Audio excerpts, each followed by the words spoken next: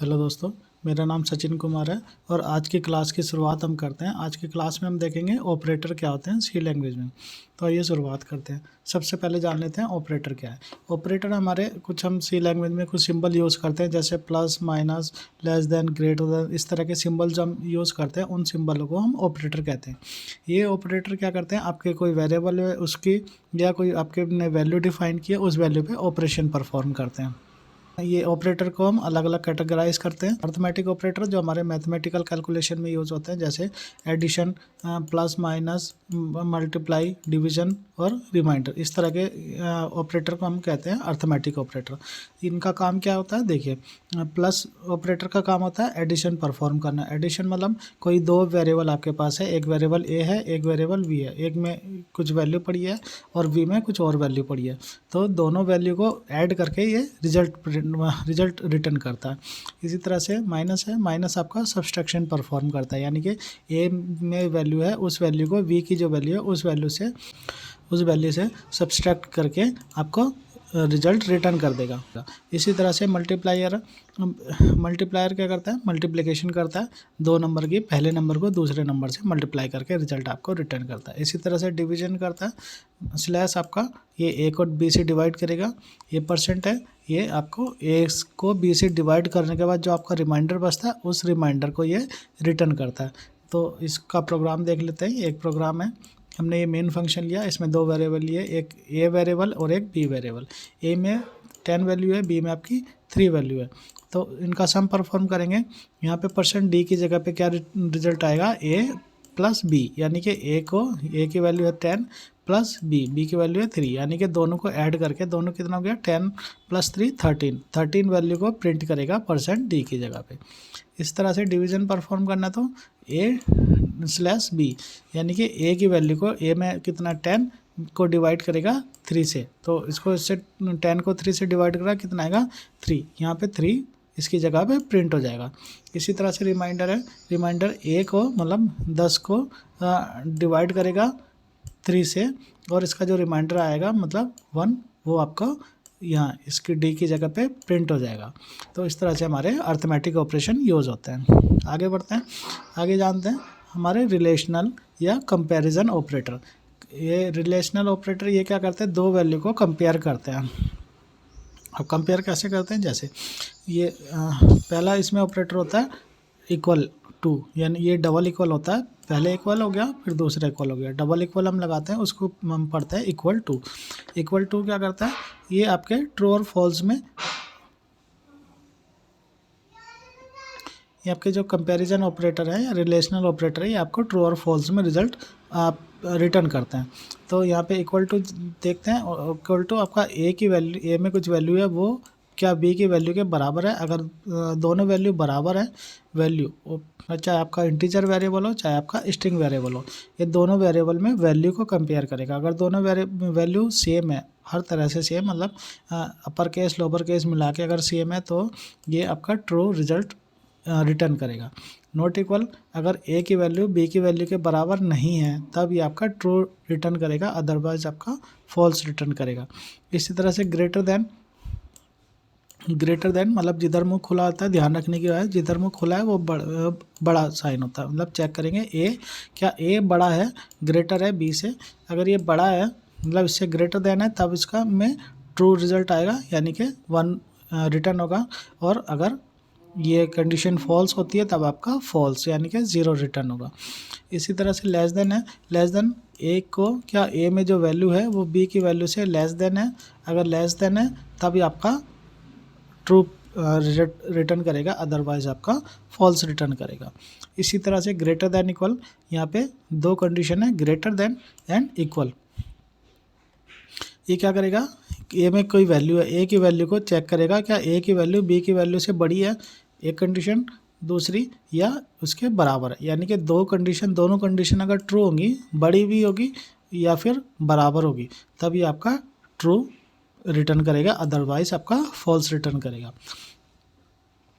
Same आपका less than equal, यानी कि ए की जो वैल्यू है वो वैल्यू आपकी बी से छोटी होनी चाहिए और या फिर बराबर होनी चाहिए, छोटी या बराबर, दो कंडीशन है। दो कंडीशन है, एक लेस देन मतलब छोटी और एक बराबर, दोनों कंडीशन में से एक भी ट्रू होगी तो ये आपका ट्रू रिजल्ट प्रिंट करेगा। अगला ऑपरेटर देखते हैं, लॉजिकल ऑपरेटर। लॉजिकल ऑपरेटर क्या होते हैं? लॉजिकल ऑपरेटर एक से ज़्यादा कंडीशन चेक करने के लिए यूज़ होते हैं, जैसे एंड, ये लॉजिकल ऑपरेटर है। एंड इसमें क्या होता है,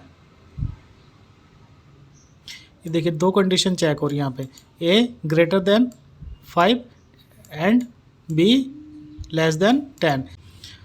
जब ये दोनों कंडीशन आपकी ट्रू होगी तभी इनका रिजल्ट ट्रू में आएगा। अगर दोनों में से एक भी कंडीशन फॉल्स है तो इसका रिजल्ट फॉल्स आएगा। इसी तरह से लॉजिकल नोट। लॉजिकल नोट मतलब ये कंडीशन अगर ट्रू नहीं है तभी आपका ट्रू आएगा।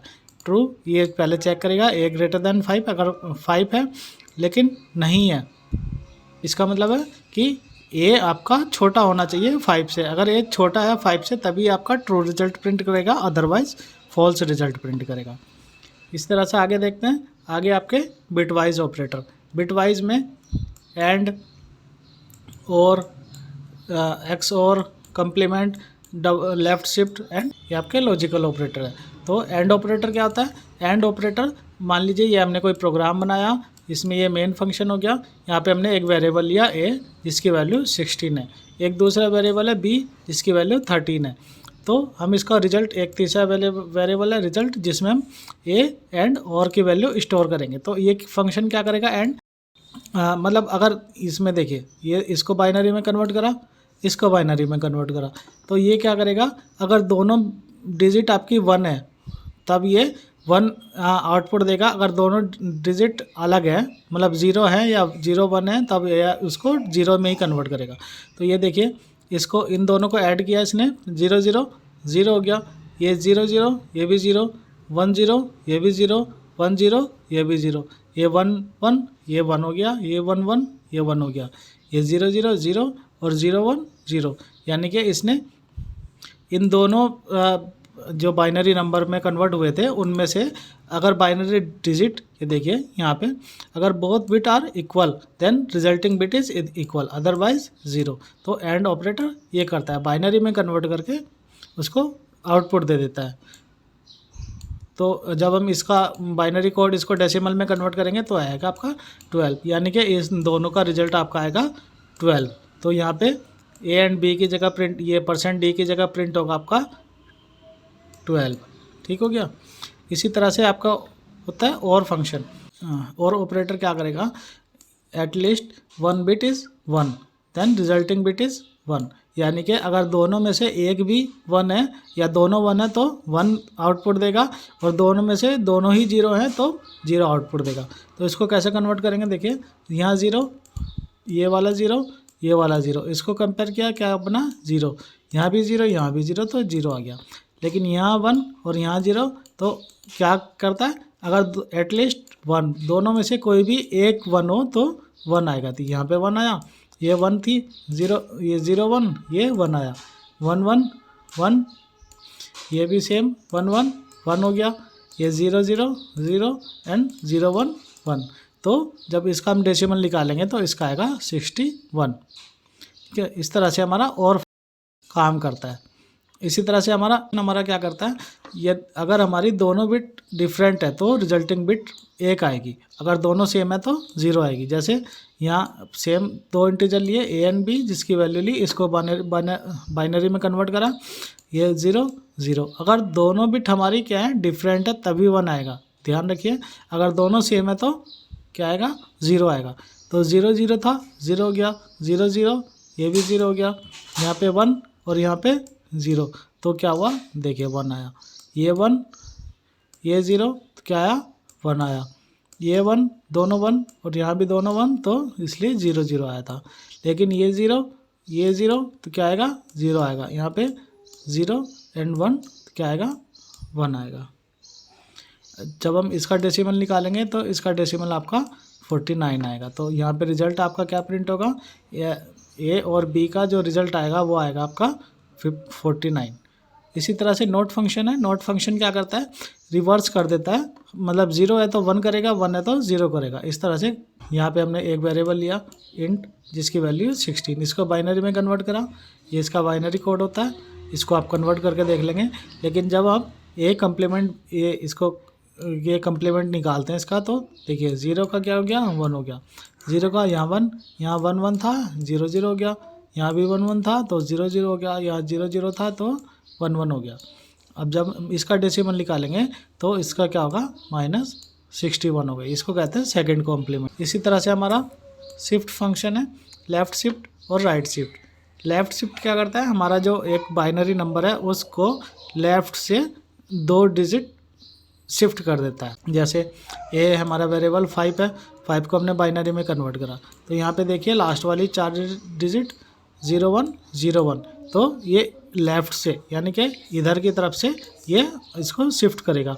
देखिए 0 1 ये 0 1 ये था और 0 1 0 1 ये हो गया, तो 2 बिट शिफ्ट कर दी, लास्ट में 0 0 ऐड करके डेसिमल में कन्वर्ट करेंगे तो डेसिमल में कन्वर्ट हो गए, इसकी हो जाएगा 20। तो यहाँ पे आप जब इसका रिजल्ट प्रिंट करेंगे तो यहाँ पे रिजल्ट प्रिंट होगा 20। इसी तरह से आपका राइट शिफ्ट लेफ़्ट शिफ्ट में लेफ़्ट से शिफ्ट होता है, राइट में राइट से शिफ्ट होता है। इसकी बाइनरी वैल्यू है। जब हम इसको राइट से शिफ्ट करेंगे यानी कि राइट से इधर शिफ्ट करेंगे, तो इधर से देखिए हमने 2 बिट शिफ्ट होगा, ये यहाँ पे 1 है 0 है, तो ये आपका 1 0 यहाँ तक शिफ्ट हो जाएगा।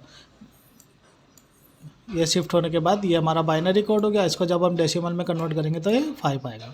ठीक है, इस तरह से हमारा लेफ़्ट शिफ्ट और राइट शिफ्ट हो गया। अगला ऑपरेटर आपका है अपना असाइनमेंट ऑपरेटर। असाइनमेंट ऑपरेटर क्या करता है, ये इसमें अलग अलग होते हैं। जैसे असाइन किया मतलब इक्वल करके इसकी वैल्यू इसको असाइन करती, तो इसको कहते हैं असाइनमेंट ऑपरेटर। ये होता है ए, अगर आप इस तरह से वैल्यू को लिखते हैं अपने प्रोग्राम में, तो इसका मतलब होता है ए = A+, मतलब जो हम यहाँ पे वैल्यू लेंगे, चाहे आप 5 ले या 1 2 3 कुछ भी ले सकते हैं। इसी तरह से हमारा ये आपका सब्सट्रैक्शन एंड असाइन होता है। सब्सट्रैक्शन एंड असाइन, सुनिए क्या कह रहा है, सब्सट्रैक्शन एंड असाइन। पहले इसने वैल्यू को यहाँ पे क्या किया, पहले ये इसमें ऐड करेगा ए की जो भी वैल्यू है, ए की जैसे वैल्यू यहाँ पे 5 है तो 5 में 5 ऐड करेगा, कितना आ जाएगा 10, देन उसको असाइन करेगा। इस तरह से ये यूज़ होता है। इसी तरह से सब्सट्रैक्शन करेगा, पहले इसमें जो वैल्यू है उसमें से 5 लेस करेगा, देन उसको ए में असाइन करेगा। इसी तरह से multiply and assign, same division and assign and modulus and assign. इस तरह से increment and decrement. Increment and decrement हमारे 2 होते हैं, प्लस करते हैं तो इंक्रीमेंट होता है एक वैल्यू मतलब +1 हो जाता है उसमें, और डिक्रीमेंट करते हैं तो A1 माइनस हो जाता है जो भी वैल्यू होती है। लेकिन ये हमारे 2 होते हैं, प्रीफिक्स एंड पोस्ट इंक्रीमेंट और प्री इंक्रीमेंट। प्री इंक्रीमेंट में क्या होता है, जैसे ये लिखा है A++, तो ये प्लस क्या करेगा, पहले वैल्यू को यूज़ करेगा, देन उसमें इंक्रीमेंट करेगा। Pre increment and post increment. Pre increment पहले increment then use. Post increment में क्या होता है, पहले यूज़ देन इंक्रीमेंट।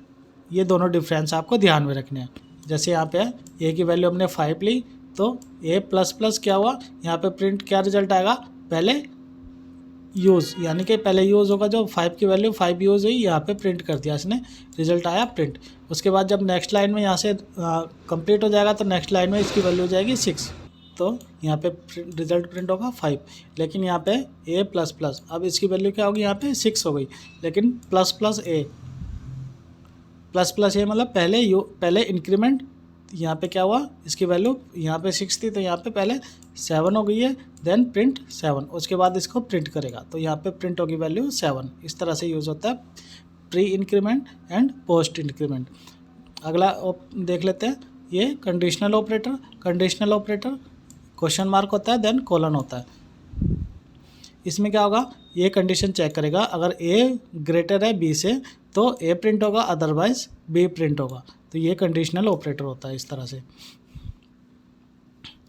अगर यहाँ पे जैसे एग्जांपल है मैक्सिमम, अगर A वैल्यू आपकी बड़ी है B से तो A प्रिंट होगा, यानी कि मैक्स में वैल्यू ए हो जाएगी, अदरवाइज बी होगा, यानी कि दोनों में से जो वैल्यू बड़ी है वो यहाँ पे मैक्स में वैल्यू प्रिंट हो जाएगी।